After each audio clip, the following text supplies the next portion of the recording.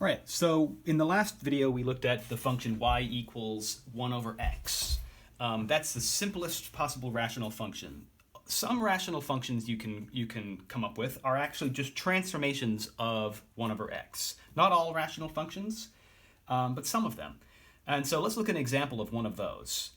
Here is a graph of a function. This is a rational function, and this is a transformation of 1 over x. So we're going to figure out what the transformation was, like what was the what transformations should we do to 1 over x to get this graph. All right, so first of all, I'm going to go ahead and actually draw the graph of 1 over x in a different color. I'm going to draw it in red. So the graph of 1 over x passes through this point 1, 1, and then it goes, and it has asymptotes at 0. Well, this is the exact same graph we just did in the previous video. Okay, so I'm going to draw that graph here. It goes like this, and like this. Okay, and then it also passes through the point -1, -1 right here, and it goes down like this, and then it goes down over this way, like that.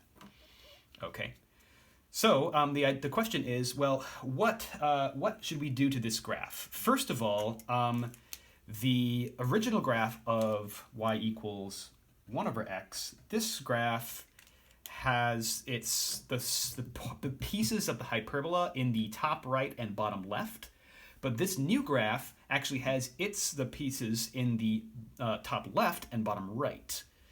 So that means that for this graph we need to do some sort of reflection.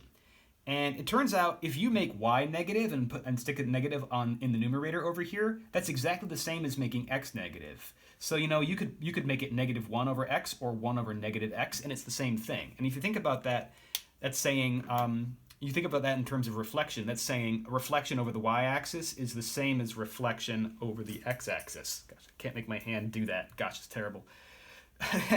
So yeah, if you think about reflecting this over one axis, you get this graph. You would get a graph where the pieces are in the opposite corners. But if you do reflect it over the x-axis, you get the same thing. So it turns out it doesn't matter what reflection we do. So that first transformation is reflect over x or y axis. It doesn't really matter, just one or the other. Then it's pretty clear that we have done some sort of shifting, right? Like the center of the original graph was right here at 0, but the center of the new graph is here at what looks like -1, +2. So what we've got to do is shift this left 1 and up 2. It doesn't really matter what order we do those two shifts. I'm going to do left and then up. So for my second transformation, I'll write shift left 1. And for the third transformation, we'll do shift up 2. So that means we're going to take our 1 over x, and first we're going to reflect over an axis. So I'm gonna go ahead and reflect over the y-axis. Just to make it easier, that would be multiplying this entire thing by -1. So I'm going to stick the negative in the numerator. Then, to shift left 1, I have to, left is horizontal, so I have to do something to x. And the way it works for x, if you're shifting left and right, is you add or you subtract the number you're shifting by. So since we're shifting left 1, that's -1, I'm going to subtract -1, which turns it into, subtracting a negative turns it into adding 1. So there we go. Then I'm going to do my shifting up by 2, which would be take this whole function and just add 2, like that. So there we go. That is the new function. But the format of a rational function is usually like a general format of a rational function is usually that it's going to be some sort of function of x divided by another function of x. So we usually write it like p of x divided by q of x, where this is a polynomial divided by another polynomial. So technically, the only functions that are called rational functions are where you have a polynomial in the numerator and a polynomial in the denominator. So you're not going to see like square roots or other weird functions like exponents, exponential functions, or trigonometric functions or log functions or any of those things. We haven't even done most of those yet. But it's always going to be polynomial divided by polynomial. So what I want to do is I actually want to take this function and I want to rearrange it, or rather sort of just manipulate it until I put it into this format. So what I'm going to do is get a common denominator between these two terms here. I want my common denominator to be x plus 1. So I have to take this 2 and multiply by x plus 1 in the numerator and x plus 1 in the denominator. It's still equal to 2, but now it has the same denominator as the term on the left. So now I can combine these together. I'm going to go ahead and distribute the 2 in this step. I'll do plus 2x plus 2. And now my denominator is x plus 1. And finally, I can just simplify that, negative 1 plus 2.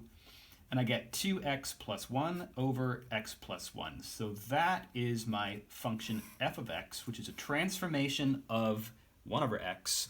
And I've manipulated it into this format, which is my rational function format, polynomial divided by polynomial. So that'll do it for that example. Now, turns out for these rational functions, if you look beyond just transformations of 1 over x, turns out you can get a lot of different types of graphs. I just realized I have a really bad glare here, so I'm gonna take a moment see if I can fix that. There we go. It's not ideal, but it'll have to do. So there's a huge variety of graphs that you can get from rational functions by choosing different types of polynomials. So I just want to introduce you to like some of the types of graphs you can get. So it's possible to have like more than one asymptote. So for example, you could have something that looks sort of like this, and it has like multiple vertical asymptotes. Okay. It's impossible to have more than one different horizontal asymptote in this type of graph, but you can certainly have multiple vertical asymptotes, any number of vertical asymptotes. It's possible to have what's called a slant asymptote, where you have an asymptote which is at an angle like that. So let's look at one, for example, that has a slant asymptote and a vertical asymptote. You could have something that looks kind of like that, which is sort of like taking this graph or something sort of like a 1 over x graph and then tilting it. That's possible. But it's also possible to have graphs that don't have any vertical asymptotes at all. You might have a horizontal asymptote, but you can make a graph that looks sort of like this out of a rational function, just a big hump like that. Or you can make one that kind of goes like that. Okay, so it's possible that you might not have any vertical asymptotes. You might have like a slant, you could have like a slant asymptote but no vertical asymptotes, so maybe you could take something like this and then skew it sideways. I mean, it's possible to come up with a graph that looks sort of like that. We might look at one of those at some point later. And then it's also possible to have some wacky function that actually doesn't have any linear asymptotes at all. So you can have no horizontal asymptotes, no vertical asymptotes, but end up with some kind of an asymptote which is in a different shape. So for example, imagine an asymptote. This is supposed to be a dotted line. Sorry, I kind of didn't do a very good job of dotting it here, but this is a dotted line. Imagine an asymptote in the shape of a parabola, and then a function that sort of hugs that asymptote on the sides, but in the middle does some sort of wacky other thing. So it's like it's approaching that parabola on the sides there. It's got its end behavior is the same as the parabola, but in the middle it's got some other things going on. Potentially even, maybe like a vertical asymptote like this.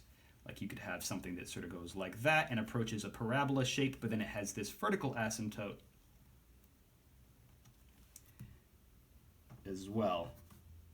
That's totally possible too.